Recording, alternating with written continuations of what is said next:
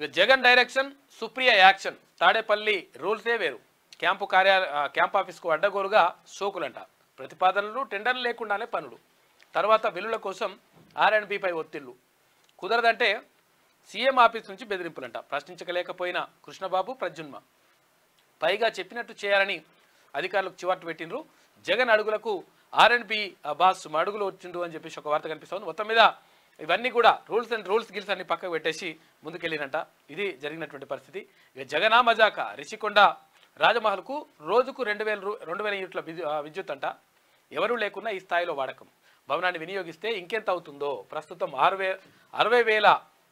యూనిట్ల వాడకం దరఖాస్తులో పేర్కొంది 250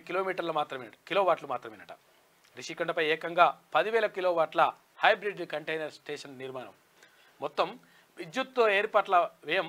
12.9 కోట్ల రూపాయలంట నవంబర్ నుంచి బిల్లు బకాయిలు 54.52 లక్షల రూపాయలు ఇంకోది పరిస్థితి